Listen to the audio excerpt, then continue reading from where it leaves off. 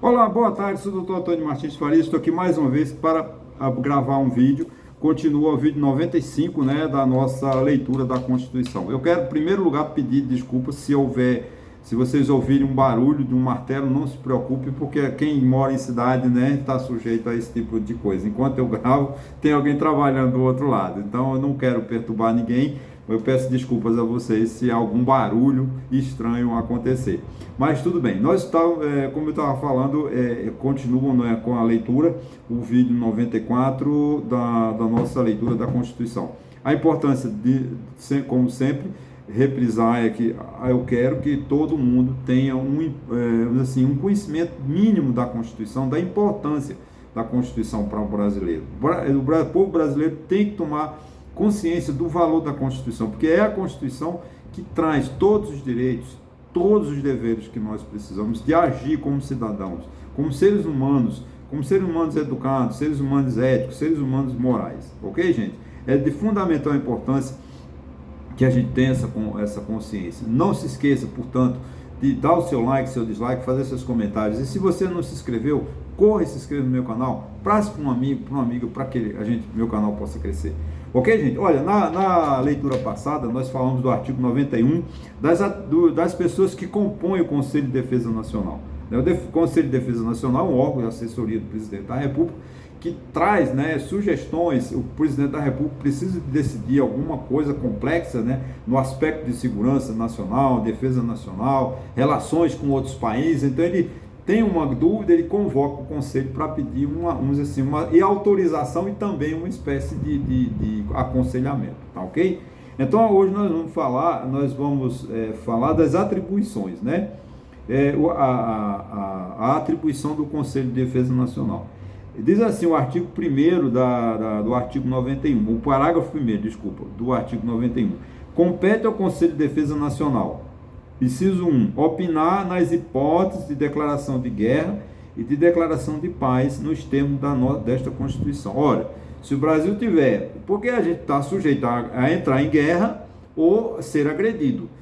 Como eu falei no vídeo anterior, né? Depois da invasão da Rússia, no dia 24 de fevereiro de 2022, nenhum país mais pode dizer que ele pode fazer guerra, porque acabou a questão daquele respeito lá que os países tinham de respeitar a soberania um do outro. Isso foi por água abaixo, porque o Putin desrespeitou totalmente, né, o princípio da não agressão, né, que isso vem tratado no direito internacional. Os países não têm o direito de agredir um outro, mas infelizmente, né, com esse quebra, o Putin quebrou esse paradigma. Então qualquer país está sujeito a ser invadido, né, por outro. Então, se for invadido, ele também, mesmo no caso de uma invasão, o presidente da República tem que convocar o Conselho de Defesa Nacional para opinar sobre isso, sobre as decisões que ele tomará, né?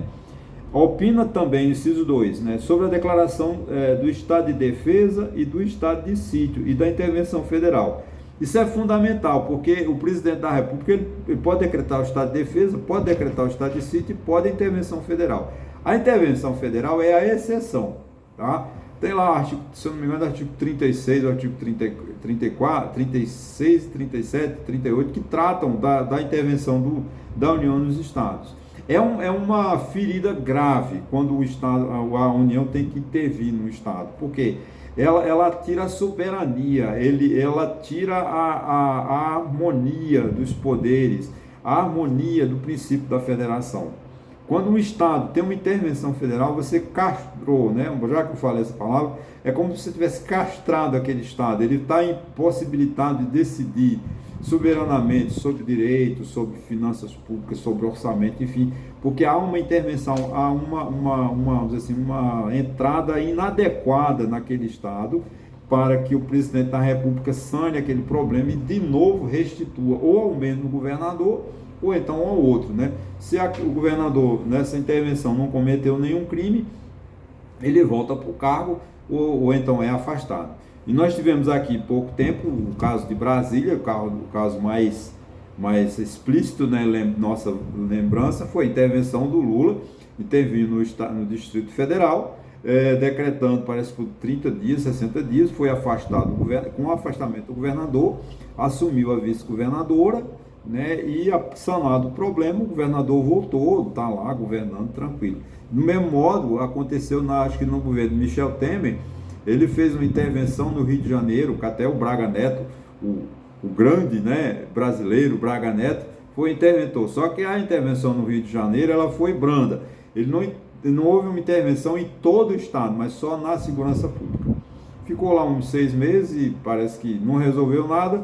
Como o Rio de Janeiro, muito difícil, para administrar o Rio de Janeiro tem que ser, é muito complexo, né? Não é em 2, 3 meses que um interventor vai resolver os problemas daquele estado. Eu acho que do Brasil inteiro, acho que todos os nossos estados têm seríssimos problemas e não é com 1 mês, 2 meses de intervenção que se resolve.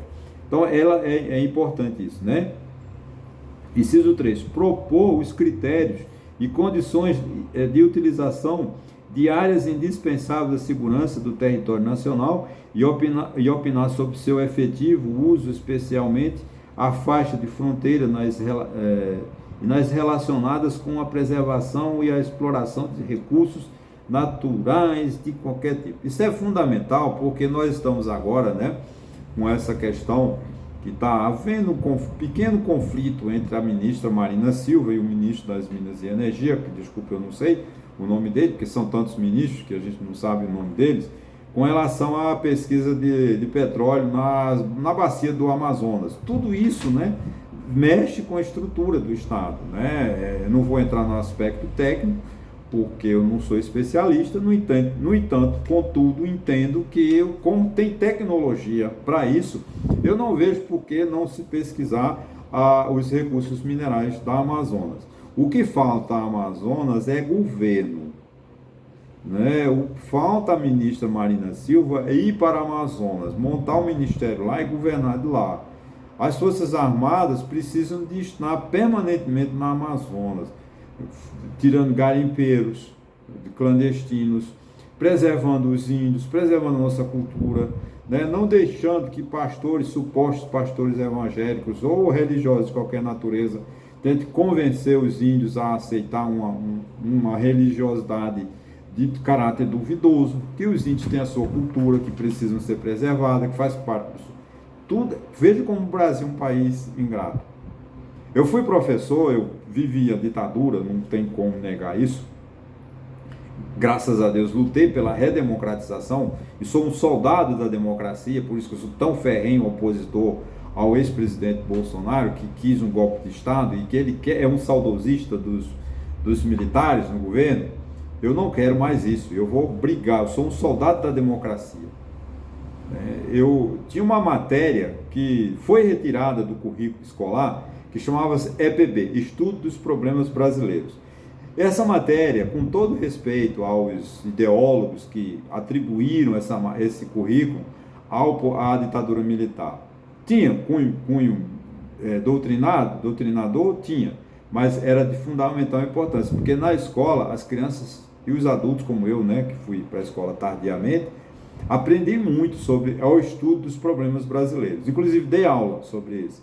A gente conhecia, com esse estudo, as verdadeiras potencialidades. É claro que isso está dentro da geografia espacial, né? E também dentro da geografia econômica.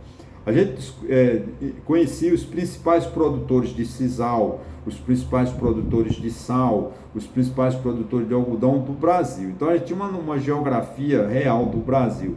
E a Amazonas, naquele tempo, falando de 84, 85, quando eu fiz minha primeira faculdade, faz tempo, já se decretava a ausência de Estado. Imagina, e vivia sob uma ditadura militar, que tinha a hora que quisesse um canhão à disposição, né? Naquele tempo, já a Amazônia já estava entregue às moscas, porque os militares não fizeram nada. A Transamazônica foi mais um sonho doido, louco, que não resolveu problema nenhum, não integrou coisa nenhuma. Aquela famosa integrar para não integrar, foi um slogan, né, da Revolução de 64, que eles queriam porque queriam fazer a Amazonas, né, protegida. E ao invés de proteger, desprotegeram. Então o que tem na Amazonas não é a mata, vamos dizer assim, é Mata Virgem, em homenagem a uma cidade aqui da Paraíba, que chama-se Mata Virgem. Não é isso. Manter a floresta intacta, isso não vai resolver o problema.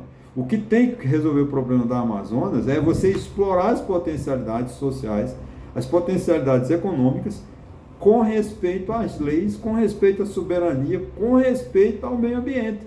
Tecnologia temos, falta o quê? Governo. Então falta a Marina Silva essa visão dela ter, não é simplesmente sentar numa cadeira e dizer eu sou defensor do meio ambiente e querer resolver os problemas do meio ambiente no Brasil só vão ser resolvidos quando os governos quiserem assumir verdadeiramente o papel de Estado, o que não tem no Brasil. O presidente da República no Brasil não exerce seu papel de Estado, porque ele distribui os ministérios para várias lideranças políticas e as lideranças políticas não estão lá interessadas em trabalhar para o país, estão interessadas mais em trabalhar para o interesse próprio. Então, gente, eu sei que esse assunto eu ingressei num processo político, mas não tem como a gente falar de direito constitucional sem entrar em política. Mas vocês vejam que há uma conexão, uma ligação muito ampla. Quando tem os instrumentos aqui, como vocês, o Conselho da Defesa Nacional opina sobre tais situações. Mas se não tiver governo, adianta? O que falta ao Brasil é governo.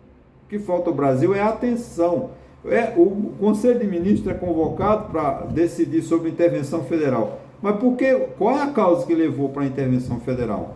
Problemas que já podiam ter sido estudados há muito tempo. O Rio de Janeiro, São Paulo, por exemplo, me lembro há muitos anos atrás, né, teve um pedido de intervenção federal do Supremo Tribunal, um pedido, não aconteceu. Acho que chegou a ter um pedido do Supremo Tribunal Federal para que São Paulo pagasse, né, os precatórios, que isso é possível. O Supremo Tribunal Federal, o presidente do Supremo Tribunal Federal pode pedir, inclusive, uma intervenção para o presidente da República pagar os precatórios. O que é que nós fizemos no governo do presidente Bolsonaro? Fizemos uma PEC totalmente inconstitucional, adiando, dando calote nos precatórios. Cadê o Conselho da República que não foi chamado para isso? Cadê o Conselho da Defesa Nacional que foi chamado para isso? E o Congresso Nacional aprovou. Transferiu. Agora nós temos até 2026 para resolver isso. Vai estourar em quem? Quem vai assumir, né? O próximo presidente vai assumir com uma dívida bilionária de precatórios, de títulos que o governo tem que pagar. Que o governo Bolsonaro resolveu, né? Dizer, eu não vou pagar, eu dou um calote, e o precatório é obrigação do Estado. Então, um Estado e um município, por exemplo, depois como nós vamos falar em intervenção federal mesmo, e intervenção do Estado nos municípios, uma das razões é a falta de pagamento de precatório. Infelizmente, no Brasil isso acontece todo dia e esses conselhos não são convocados porque ninguém está trabalhando no interesse do país, está cada um trabalhando no seu interesse. Essa é a verdade. Mas a gente não pode perder a esperança, gente. Por isso que eu não abro mão dessa Constituição, porque nós podemos gritar, a Constituição é a minha voz. É claro que eu dependo de Deus para viver. Sem Deus, nada é possível. Mas se eu não tiver minha Constituição, minha voz é calada. Que, aliás, eu vim com esse karma, né? Todo mundo me manda eu me calar, né? Aonde eu vou, cala a boca, Antônio, mas eu sou teimoso. Enquanto eu tiver voz, eu serei um guerreiro. Eu gritarei em defesa da democracia, em defesa do Brasil, em defesa do Estado Democrático de Direito. Porque o Estado Democrático de Direito nada mais é do que um Estado onde o presidente da República e todas as pessoas respeitam a Constituição. Não existe ninguém, não existe poder superior à Constituição. Ok, gente? Muito obrigado e até a próxima.